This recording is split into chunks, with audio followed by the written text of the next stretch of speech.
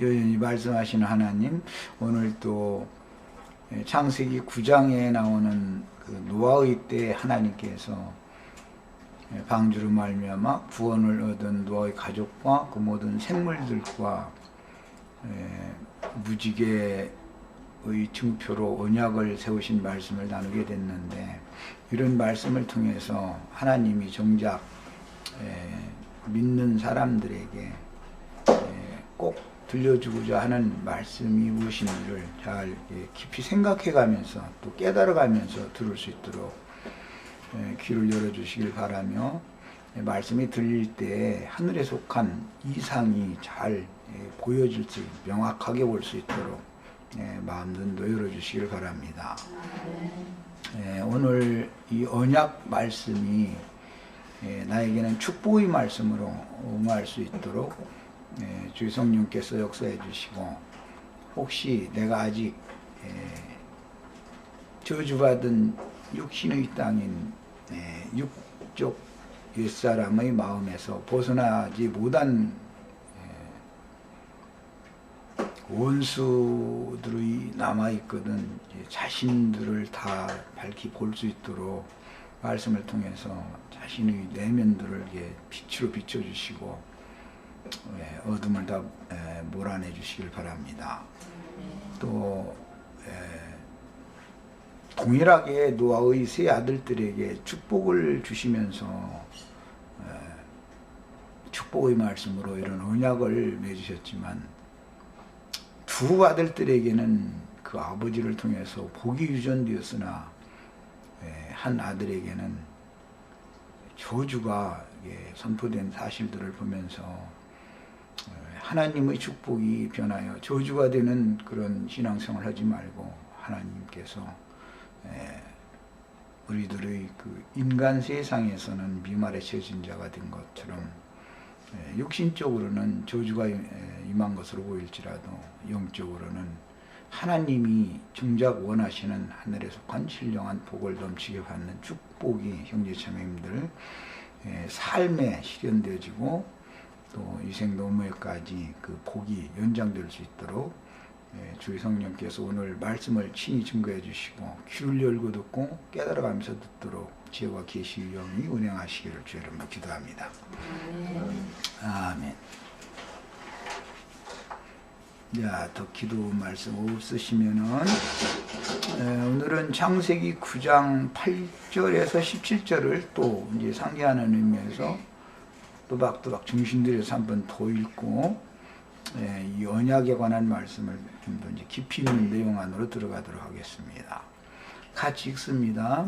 하나님이 노아와 그와 함께한 아들들에게 말씀하여 이르시되, 내가 내 언약을 너희와 너희 후손과 너희와 함께한 모든 생물 곧 너희와 함께한 새와 가축과 땅의 모든 생물에게 세우리니, 방주에서 나온 모든 것 곧 땅의 모든 짐승에게니라. 내가 너희와 언약을 세우리니 다시는 모든 생물을 홍수로 멸하지 아니할 것이라. 땅을 멸할 홍수가 다시 있지 아니하리라. 하나님이 이르시되, 내가 나와 너희와 및 너희와 함께하는 모든 생물 사이에 대대로 영원히 세우는 언약의 증거는 이것이니라. 내가 내 무지개를 구름 속에 두었나니 이것이 나와 세상 사이의 언약의 증거니라.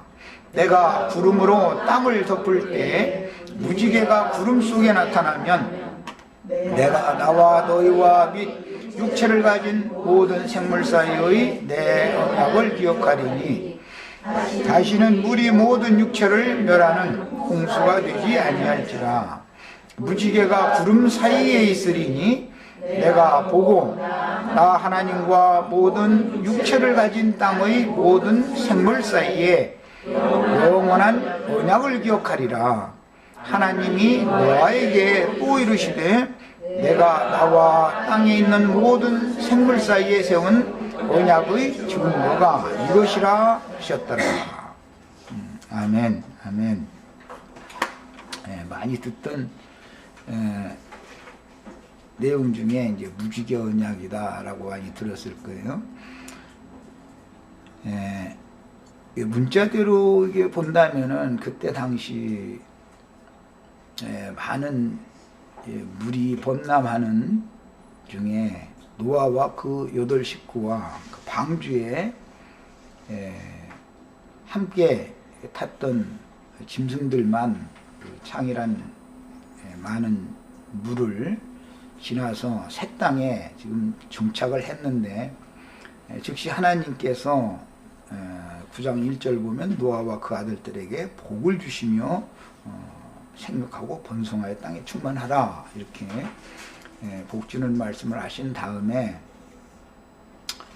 오늘 말씀에 의하면은 그들과 이제 무지개의 증거를 삼는, 무지개로 증거를 삼는 언약을 체결하는 그런 내용이 이어지고 있어요.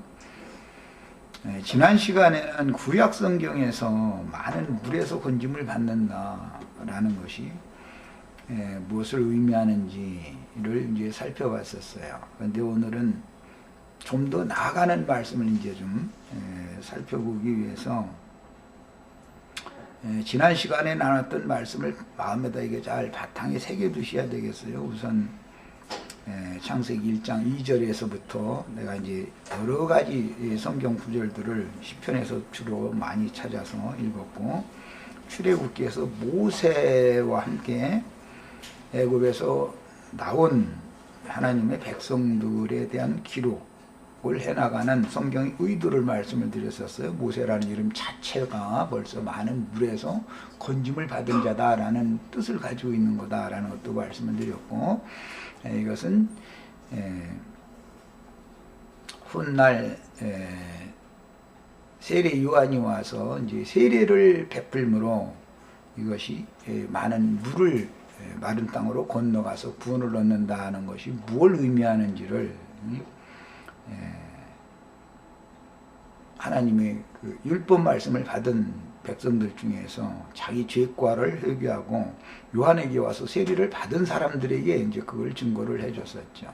그러나 그 증거도 완전한 증거가 아니다. 그래서 이제 세례를 받는다는 것은 예수 그리스도의 세례를 받아야 되는 거기 때문에, 예수 그리스도의 세례는 물에서 받는 게 아니라 십자가에서 받는 것이다 라는 것까지 말씀을 다 나눴었습니다. 그리고 이제 구약 성경에는 믿음의 세례 얘기가 중점으로 다뤄지고 있지만, 실제는 십자가의 세례라는 것은 이제 장성한 자들이 받는, 요단강을 걷는 청년들이 받는 영적인 할례를 의미하는 거기 때문에, 이제 이런 그 기본적인 성경이 말하고자 하는 큰 물을 건너간다는 거, 물에서 건짐을 받아 구원을 받는다는 거, 이런 이야기가 무엇을 말하는지를 잘 알 필요가 있고, 기본적으로 이 많은 물이라고 하는 것은 역사상으로는 지중해 바다로도 상징이 되어지고, 팔레스타인 땅의 중심을 흐르고 있는 갈릴리 바다로도 상징이 되어져서 성경 읽을 때는 이것은 이방 세상인 지중해 바다를 건너는 이야기를 하는 건지, 예를 들어서 요나나 바울 사도나 이런 분들의 체험은 지중해 바다를 건너는 체험을 했던 것이죠. 그 다음에 믿는 이들의 세계에서 다시 마른 땅을 또 두 번째 건너가는 것으로 상징되는 이제 요단강을 건너가는 것으로 이제 상징이 되어지는 것처럼, 예수님이 갈릴리 바다에서 괴로이 노를 저어서 배를 타고 건너가던 제자들에게 밤사경에 바다 위로 걸어오셔서 제자들과 함께 배를 타고 요단의 이제 서안 긴네렛, 게네사렛이라고 하는 요단강의 서편으로 건너간 이야기가 나왔는데, 이것은 구약성경의 여호수아의 예를 신약성경에서 이제 이렇게 실현을 한 것입니다. 이런 양면성에 대해서 잘 아셔야 되겠어요. 모세로 말미암아 광야 사역이 시작됐지만, 이것은 애굽에서 나올 때 모세와 함께 홍해바다를 건너 나왔었죠. 그렇지만 광야 끝에서 다시 약속의 땅으로 들어갈 때는 여호수아와 함께 요단강을 건너서 들어가는 것이기 때문에 지난 시간 마지막 시간에 말씀을 나눌 때 모세와 함께 홍해를 건너서 광야로 나왔지만 그 모든 모세와 함께 광야에 나온 백성들이 다 엎드러져 죽은 것은 하나님께서는 저희 다수를 원하시는 것이 아니고 구원 얻는 자라는 수가 적은 것이기 때문에 역사적인 예표상에서 그런 일들이 있었고 구원 얻은 적은 수라는 건 역사상에서는 여호수아와 함께 약속의 땅인 가나안 땅까지 완전한 데까지 나아간 사람들만 구원을 받은 것이 예표적인 역사였다라는 것까지 말씀을 드렸어요. 자, 이제 신약의 복음서 부분까지 말씀을 드렸고 결론인 계시록 부분에서 오늘은 말씀을 다루도록 하겠습니다. 우선 계시록 1장 15절 읽기 전에 에스겔 43장 2절을 우선 읽고 시작하겠습니다. 에스겔서에서부터 시작하겠습니다. 어떤 선지자들의 예언을 우선 이해를 해야 구약 성경의 모형 예표가 신약 성경에서 예수님과 사도들을 통해서 어떻게 표적적으로 이것이 실현되어지며 계시록에서 성령께서 이기는 자들, 교회 중에서 빼내심을 받은 자들에게 어떻게 이것을 실현하는지를 설명을 할 수가 있기 때문에 에스겔 43장 2절을 읽겠습니다. 이스라엘 하나님의 영광이 동쪽에서부터 오는데 하나님의 음성이 거기 줄쳐놓습니다. 이제 동쪽 동문을 향하여 하나님의 영광이 들어오시는데 이건 성전으로 하나님의 영광이 임하는 광경을 이렇게 보여준 거예요. 하나님의 음성이 많은 물소리와 같고 땅은 그 영광으로 말미암아 빛나니 그 모양이 내가 본 환상 곧 전에 성읍을 멸하러 올 때 보던 환상과 같고 그발강가에서 보던 환상과도 같더라 그랬습니다. 이것은 에스겔 1장과 10장을 염두에 두고 하는 말이에요. 거기에서 그룹들, 네 생물들과 함께 계신 하나님의 영광 보좌의 모습을 본 것을 지금 염두에 두고 하는 말입니다. 자, 이제 이런 배경을 가지고 계시록 1장 15절을 읽겠습니다.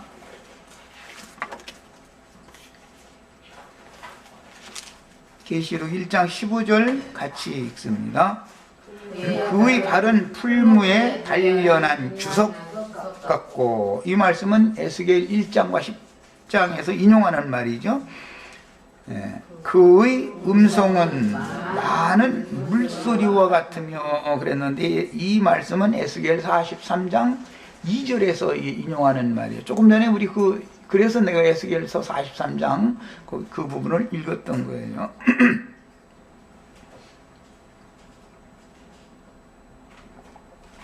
자, 그 다음에 이번에는 계시록의 17장 13장에서 우선 읽고 17장으로 가겠습니다. 조금 시간이 걸려도 많이 읽어야 될 것 같네. 계시록 13장은 굉장히 비밀스러운 말씀들이 참 많이 기록되어져 있는 말씀이 나왔는데 1절 우선 읽습니다. 내가 보니 바다에서 한 짐승이 나오는데, 이 말씀은 다니엘서 7장에서 인용하는 말이죠. 다니엘 7장에 보면 큰 바다에 대풍이 몰려불더니 바다에서 짐승, 거기서는 네 짐승이 나왔다고 되어 있는데 계시록에서는 한 짐승이 나왔다 이렇게 됐어요. 이것은 예수님 마태복음 24장에서 다니엘의 말한 바 멸망의 가정한 것이 서지 못할 것에 선 것을 보거든 이렇게 인용하셨던 말씀을 응하게 하는 거예요. 데살로니가 후서에도 동일하게 멸망의 사자가 나타나는 때는 이렇게 된다. 데살로니가 후서 2장에 이제 그 예수님의 그 마태복음 4장의 증거를 더 설명을 해놓고 계시록 지금 이건 결론적인 말씀을 하는 거예요. 바다에서 한 짐승이 나왔다 이렇게 말할 때는 구약 성경에서는 지중해 바다로 상징이 되는 거예요. 이것은 이방 세상 나라를 상징하는 거예요. 다니엘 7장에 보면 그 바다는 세상이다 그랬고 바다에서 올라온 짐승은 세상의 큰 군왕들이다 이렇게 설명이 되어 있죠. 그러니까 이 바다에서 올라온 한 짐승이라는 것은 이방 세상 나라에서 큰 군왕이 나타난다 그 말을 상징한 거예요. 그런데 이 짐승이 모습이 어떻게 되냐면 뿔이 열이요 머리가 7이다 그랬어요. 뿔이라는 것은 능력, 권세 이런 것을 말하는 것이고 머리라는 것은 우두머리다. 어떤 무리의 인도, 직분, 왕권 이런 것을 상징하는 거예요. 그 뿔에는 열 왕관이 있고 그 머리들에는 신성모도가는 이름들이 있더라 그랬어요. 우선은 저 밑으로 더 가서 이제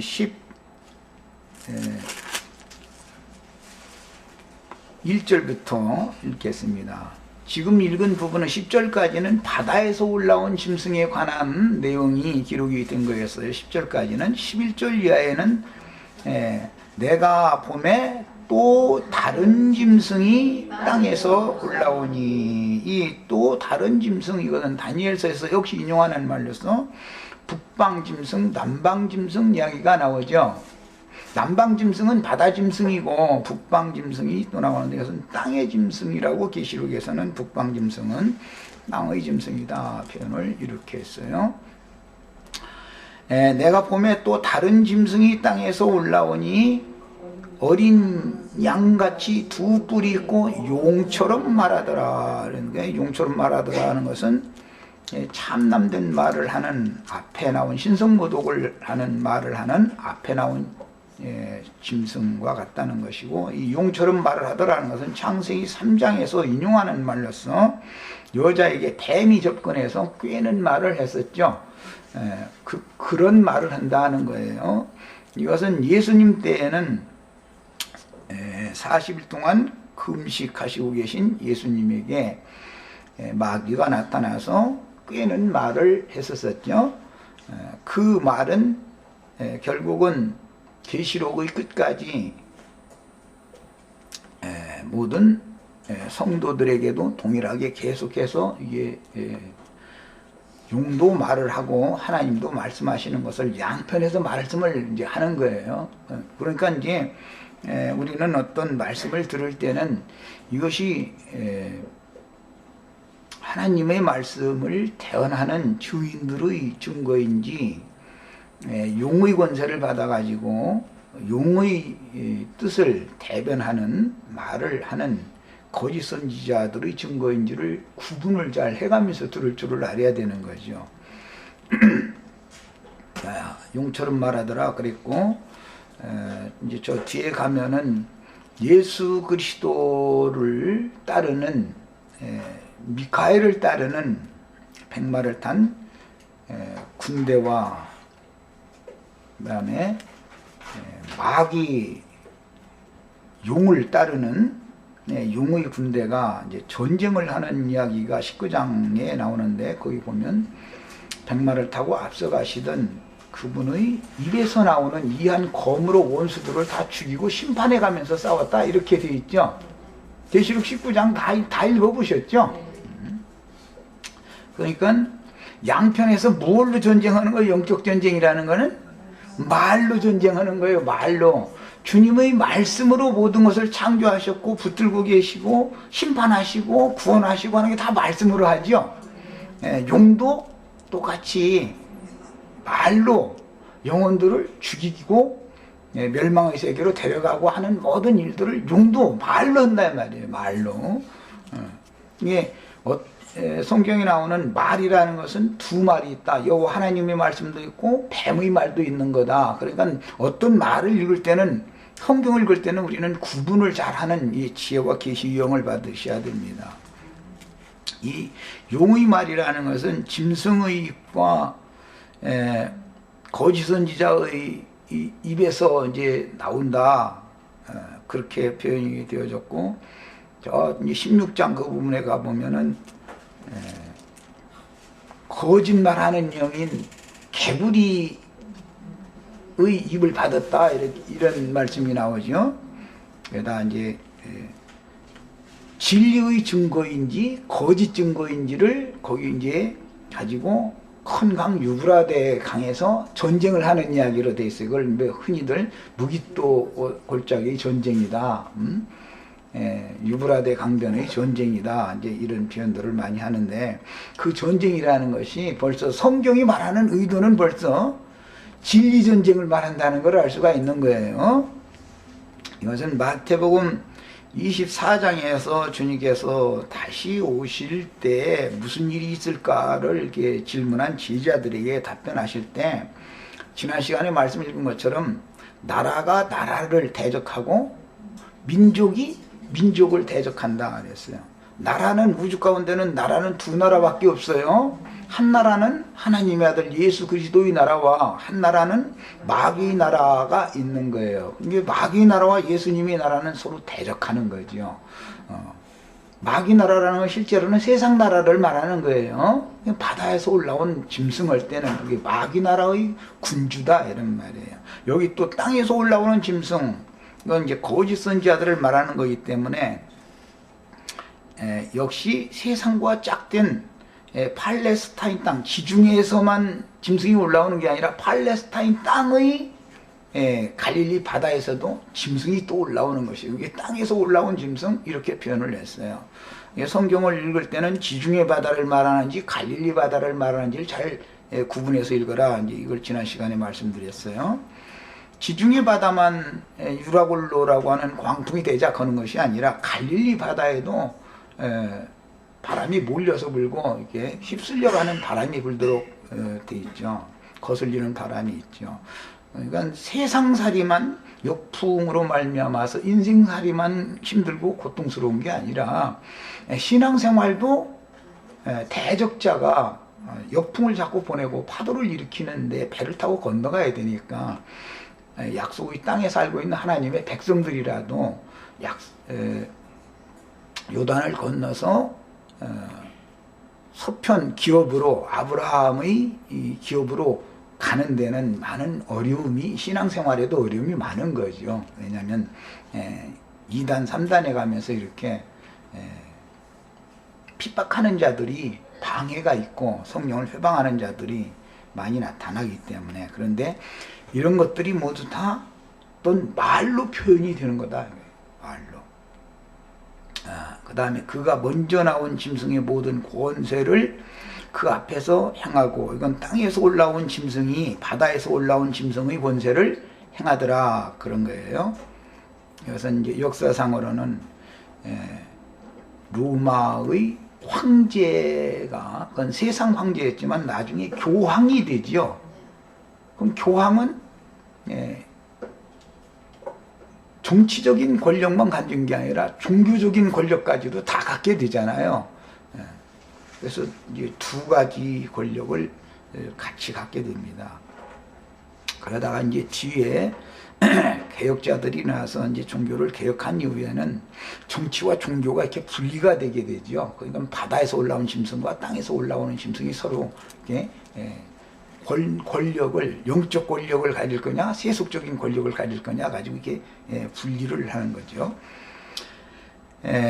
권세를 그 앞에서 행하고 땅과 땅에서 사는 자들을 처음 짐승에게 경배하게 했다 그랬는데, 예수님을 미혹할 때는 세상 영광을 보여주면서 네가 나한테 절하면, 경배하면 모든 영화를 내가 네게 줄 수가 있다, 그렇게 말했죠.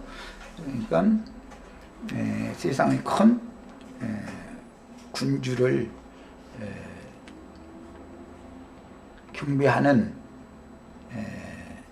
예배라고 그러죠. 예배하는 사람들을 모아서 사실은 이 세상 임금, 세상 신에게 절을 하게 유혹한다 이 말이에요. 누가? 거짓 선지자들이 이제 그 일을 하는 거죠. 다 이것은 어디서 오냐면 이제 강대상에서의 말이죠. 처음 짐승에게 경배하게 하니 곧 죽게 되었던 상처가 나은 자니라. 이 말은 예수님이 오셔서 머리 싸움을 우선 했죠. 창세기 3장 15절의 예언을 응하게 하기 위하여 뱀과 여자는 원수가 되고 여자의 후손과 뱀의 후손은 대대로 원수가 된다. 그랬죠? 예, 여자의 후손은 뱀의 머리를 깰 것이요. 여자의 후손 예수님은 뱀 머리를, 이 뱀들아 독사의 새끼들아 라고 선포하셨던 그 뱀들이라는 것은 유대교인들을 말한 건데, 유대교의 지도자들의 관념, 사상, 잘못된 신학으로 세뇌당에 있는 이런 것을 다 무너뜨려 버렸다. 머리를 깨버렸다. 그런데 그 뱀이 그냥 죽은 게 아니고, 계시록에 보면 이제 9장 이하에 보면 꼬리에서 머리가 또 7이 나오게 되죠. 그러니까 뱀도 부활하는 거죠. 마귀도. 예수님은 부활하는 게 아니에요. 예수님도 하나의 밀이 땅에 떨어져 썩으면 많은 열매를 맺는다 그랬는데, 7 교회의 사자들도 그리스도의 부활체지요. 그런데 모든 교회들마다 다른 영, 다른 예수, 다른 복음을 전하는 발람의 교훈과 니골라당의 교훈을 따르는 또 사자들이 또 있죠. 그러다 보니까 교회가, 주님의 보좌가 교회에 있어야 되는데 버가모 교회에는 사탄의 보좌가 그래서 세워지게 되는 거잖아요. 이건 전부 말싸움으로 하는 거다. 이게 진리전쟁으로 이렇게 되는 거다 하는 거예요. 그러니까 뱀은 머리가 깨졌지만 꼬리에서 다시 머리들이, 7머리들이 나오게 되는데, 죽게 되었다가 상처가 나았다 그랬으니까 예수님한테는 그들이 많은 것들을 힐문하고 따지고 그랬지만 나중에 입을 다 다물게 됐죠. 유대교 지도자들, 우두머리 되는 자들이 그때 다 머리가 깨졌고 죽게 되었지만, 시간이 지나면 이게 다시 부활된다는 것이에요. 이걸 이제 로마교로 시작해서 유명한 교계의 지도자들을 통해서 이렇게 부활되는 거죠. 큰 이적을 행하되, 이제 이렇게 나타나는 자들은 이적 기사 행하는 것이 아주 특징이죠. 멸망에 가증한 것이 서지 못할 곳에 설 때는 어떻게 한다 했어요? 데살로니가 후서에 보면 이적 기사를 통해서 나타난다 그랬잖아요. 그러니까 무슨 육신적인 축복, 뭐 병고침, 뭐 세상에서 잘되게 하는 이런 뭐 그런 것들이 전부 이적적으로 무슨 뭐 방언이 터졌다느니 뭐 이러면서 흔히 말하는 은사주의라고 하는 이런 것을 지향하는 사람들의 가르침을 통해서 이 마귀가 부활되는 것이죠. 그게 드러나는 것이죠. 심지어 사람들 앞에서 불이 하늘로부터 땅에 내려오게 한다 그랬는데, 이것은 흔히 이제 붕회라고 하는 곳에 가보면은 불러 뭐 불 받아라 그러고 이제 이런 거 다 경험해 보셨죠? 그리고 짐승 앞에서 받은 바 이적을 행함으로 어떻게 하냐면, 땅에 거하는 자들을 미혹하여 땅에 거하는 자들에게 이르기를 칼에 상하였다가 살아난 짐승을 위하여 우상들을 만들어라 한다고 그랬어요. 여기 우상이라는 말은 출애굽기 32장에서부터 비롯된 말로서 금송아지 우상을 세워놓고 그 앞에서 먹고 마시고 뛰놀고 그렇게 하죠. 그 금송아지 우상이라는 것이 자칭 나는 하나님의 종이다 그러지만 사실은 마귀에게로 그 백성들을 마귀에게 절하게 시키는 설교를 하는 사람들을 금송아지 우상이라고 그러잖아요. 금이라는 건 신성을 말하는 거예요. 송아지라는 건 종이라는 뜻이에요. 소소라는 말은 상징이에요. 이런 것들이. 금송아지 우상을 만들려면 어떻게 해야 되겠어요? 신학교를 세워가지고 신학을 이수한 사람들에게 용의 생기를 불어넣어주는 안수식을 해야 되겠죠. 네.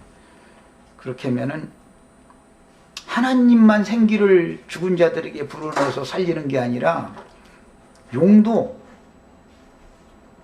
자기 사자들을, 사탄의 사자들을 세상에 보내기 위해서 안수라고 하는 위임식, 서품식이라고 그러는데 그런 거 할 때 생기를 부여해 준다 이거예요. 그러니까 생기를 받으면 15절 읽습니다. 그가 권세를 받아 짐승의 우상에게 생기를 주어. 주님만 생기를 주는 게 아니죠. 마귀도 생기를 그 금송아지 우상들에게 생기를 주어가지고 그 짐승 우상으로 말하게 하고 그랬는데 이것은 방언이라는 말인데 설교권을 준다 이 말이에요. 설교권. 그걸 교권을 받았다 그러죠. 설교권, 안수권, 축도권이다. 교육에서는 흔히 그렇게 말해요. 또 짐승의 우상에게 경배하지 아니하는 자는 몇이든지 다 죽이게 하고 이런 짐승의 표를 받지 않은 사람은 매매를 못한다 이렇게 돼 있죠. 매매라는 것은 영혼을 마귀에게 팔아넘길 거냐, 예수의 피로 영혼들을 사서 하나님께 바칠 거냐. 성경에서는 매매라는 말을 하면 이걸 말하는 거예요. 영혼 매매를 말하는 거예요. 영혼 매매는 다 강대상에서 말로 하는 거죠. 하나님께로부터 말하는 권세를 받은 사람들은 영혼들을 한 남편인 그리스도께로 중매하는 매매를 하기 마련이고, 사탄의 사자들은 용의 생기를 받아서 보냄받은 사탄의 사자들은 사람들을 얻어서 거기서는 교인들을 만나면 배나도 지옥 자식이 되게 한다고 그랬는데 그것은 마귀에게 다 이렇게 중매를 해서 넘겨버리는 거죠.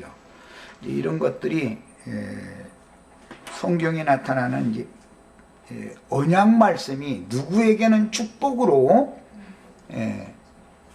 노아의 세 아들과 언약을 맺었지만 실제로는 셈과 야벳에게는 축복이 되지만 함의 자손인 가나안 족속에게는 저주가 되는 이 이치를 알아야 돼요. 똑같은 축복을 받은 세 아들이 똑같이 받았고 언약을 똑같이 언약을 맺었는데 누구는 그 언약이 파기되어지고 첫 언약이라는 건 언제나 파기되는 거죠. 누구에게는 새 언약으로도 굳건하게 세워져서 누구에게는 축복으로 응하고 누구에게는 저주로 응하는 것이다. 이런 이치를 잘 이 시간에 깨달으셔야 되겠어요. 그 다음에 이번에는 계시록 17장 1절로 5절을 읽겠습니다.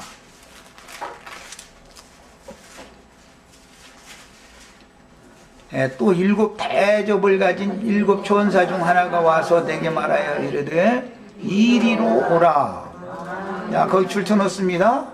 많은 물 위에 앉은 큰 음녀가 받을 심판을 네게 보리라. 그런데 땅의 임금들도 그와 더불어 음행하였고 땅에 사는 자들도 그 음행의 포도주에 취하였다. 이렇게 표현했고 곧 성령으로 나를 데리고 광야로 갔다. 이렇게 말씀이 나왔어요. 그런데 거기 광야에 가서 본 이상이라는 것은 큰 음녀가 붉은빛 짐승을 탔더라 하는 거죠. 많은 물 위에 앉은, 많은 물에서 건짐을 받은 사람과 많은 물 위에 앉아 있는 사람으로 이제 상징을 하는 거예요. 많은 물에서 건짐을 받은 사람은 축복으로 응하겠죠. 많은 물 위에 앉은 자들은 저주로 그게 응하는 거죠. 다시는 물로 쓸어버리지 않겠다는 언약을 체결을 했지만 그 언약이 파기돼 버린다. 이게 누구에게는 많은 물 위에 앉아 있는 자들에게는 그 언약이 다 무효가 되는 거죠. 첫 언약이라는 것은 시내산에서 저주의 율법 말씀을 받은 사람들과는 첫 언약을 맺었죠. 6월절 날 제자들과 예수님은 주님의 피로 새 언약을 맺었죠. 언약이라는 것이 첫 언약이 있고 둘째 언약, 옛 언약이 있고 새 언약이 있다라는 걸 지난 시간에 강조해서 말씀드렸기 때문에 성경이 지금 말하고자 하는 그 두 노선을 신앙 노선이라는 것이 두 노선이 있는 것이다 라는 걸 기본적으로 잘 깨달아가면서 들으셔야 되겠어요. 여기 많은 물 위에 앉은 큰 음녀다, 이 음녀 얘기가 나왔는데 성경에서 어머니, 여자 이 이야기가 나오면은 믿는 신자들의 교회를 말하는 거예요. 아버지라는 것은 하나님이에요. 그런데 하나님도 두 하나님이 있고 교회도 두 교회가 있어요. 그래서 성경에서는 그날에 한 남자가 밭에서 일을 하다가 두 남자가 밭에서 일을 하다가 하나는 데려감을 당하고 하나는 버려둠을 당한다. 그날에 두 여자가 집에서 매를 갈다가 한 여자는 데려감을 당하고 한 여자는 버려둠을 당한다. 두 남자 하면 하나님을 말한단 말이에요. 두 머리 남편이다 이게. 마귀 하나님도 있고 참 하나님, 진리의 하나님도 있단 말이죠.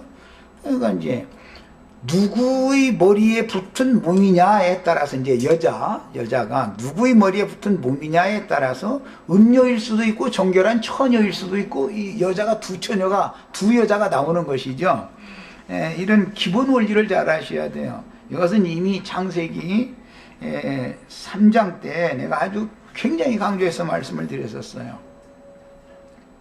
똑같이 여자를 통해서 아들을 낳았는데 첫 번째 낳은 아들은 가인이라는 아들이었죠. 그 아들은 하나님의 눈으로 볼 때는 뱀의 씨를 받아가지고 뱀과 입을 맞춰서 뱀의 말이 여자가 믿어졌을 때 뱀의 씨로 잉태되어져서 낳은 아들은 가인이다. 나중에 두 번째 아들을 또 주셨을 때 그 아들을 주실 때는 그 음녀를 뱀과 음행한 그 음녀를 자기 남편은 아담이라는 남편이 있음에도 뱀과 음행을 한 그 여자인데 음녀를 위해서 짐승을 잡아서 짐승 가죽으로 옷을 해서 입혀준 다음에는 또 아들을 낳았는데 그 아들은 아벨이었다. 그러니까 뱀의 씨라는 건 말씀을 말하는 거예요. 뱀의 거짓말로 잉태되어지고 해산된 아들은 가인이고 하나님의 구속의 말씀으로 잉태되어지고 낳아진 아들은 아벨이다. 이게 처음 시작에서부터 이렇게 암시를 쭉 해오는 거예요. 이제 이 두 언약에 관한 말씀은 이따 갈라디아서를 이제 다음 시간에 볼 건데 거기 보면 아브람이라는 사람이 여자를 사실은 셋이지만 우선은 두 여자를 얻죠. 본부인인 사라가 있어요. 있는데 애굽 여인이며 종인 하갈이라는 여자를 통해서 먼저 자식을 낳게 되죠. 갈라디아서에서는 이 두 여자를 두 언약이다 그렇게 말씀했어요. 하갈이라는 여자도 언약이단 말이에요. 그 하갈이라고 하는 여자는 종의 언약이니까 노아가 함에게 저주를 퍼붓을 때 종이 되기를 원하노라. 종의 언약이죠. 축복의 언약이 종의 언약으로 바꿔져 버리죠. 저주로 바꿔져 버린 거예요. 노아의 때. 그게 노아의 때 무지개 언약이라는 것을 깨닫는 것은 이것은 성경 전권을 아는 지식이 있어야 돼요. 영적인 참다운 지식이 있어야 돼요. 그 여종이 낳은 남자 종이 이제 아들이 이스마엘이라는 사람인데 그 사람 보고는 시종이라고 그래요. 이스마엘의 후손은 대대로 종만 생산하는 거예요. 대신 약속의 자녀인 이삭은 경수가 끊어진 본부인 사라를 통해서 낳게 되죠. 고대 사회에서는 왕궁의 황후, 왕비와 빈이라고 하는 많은 또 그 왕의 여자들이 또 있을 수가 있죠. 비와 비는 하늘과 땅만큼 신분의 차이가 있는 거예요. 사가에서도 정실 부인과 첩은 하늘과 땅만큼 차이가 있어요. 정비가 낳은 아들이 왕위를 계승하는 것이지 빈이 낳은 아들이 왕위를 계승하는 일은 없죠. 그런데 이제 사건이 생기는 것은 비가 아들을 못 낳기 때문에 빈들이 서로 이제 자기 아들을 왕위를 세우려고 이제 이 사건이 일어나는 거죠. 역사상에서는. 인간 세상의 일을 이제 잘 생각해 보셔야 돼요. 가문에서도 어떠한 경우에도 정실 부인이 낳은 아들이 그 가문을 상속하고, 우리나라 같은 경우는 이제 제사를 한단 말이야. 부모를 예배, 제사를 하는 권리가 정실 부인의 그 장손, 계보로 이게 흘러나가는 것이지, 첩의 아들이 제사를 드리는 일은 없어요. 이제 세상사의 이치를 이렇게 슬쩍 내가 말씀을 드려두니까 이따 이제 그건 이제 영적으로 어떻게 적용되는지를 이제 설명을 할 거예요. 성경에서는 모두 성경이라는 것은 어느 시대의 인간들의 삶을 그냥 있는 그대로 이렇게 기록을 해나간 거예요. 그런데 이것을 영적으로 무슨 의미인지를 깨달을 줄 알아야 되는 거죠, 이제. 왜? 성경이라는 것은 영이신 하나님이 말하고자 하는 의도가 감춰져 있으니까. 우선은 이제 이런 기본 지식을 갖추고 계셔야 됩니다. 그래서 여기 큰 음녀 이렇게 말할 때 이 음녀는 어머니이지만 음행을 해서 자식을 낳으면 종을 낳게 마련이다 라는 것이 성경의 흐름이다 라는 걸 지금 말씀을 드린 거예요. 그런데 그 큰 음녀가 받을 심판이 있다 그랬는데, 이 큰 음녀는 역사상에서는 하늘황후라는 말 성경에서 읽어보신 적 있어요? 하늘황후? 열왕기상 18장 19절에 보면 지붕에서 하늘황후에게 절을 하는 그 예배를 하는 얘기가 나오죠. 그 말씀 때문에 마태복음 24장에서 지붕에 있는 자들은 세간을 가질러 집 안으로 내려가지 말아라 라는 말, 그래서 한 거예요. 그게 지붕에 있는 자들이라는 것은 하늘황후를 숭상하는 사람들이다 이거예요. 그 하늘황후라고 번역되어진 이 하늘황후는 계시록에 와서 계시록에서는 18장에서 나는 과부가 아니라 황후다 이렇게 그 큰 음녀가 자기 자신을 그렇게 말하죠.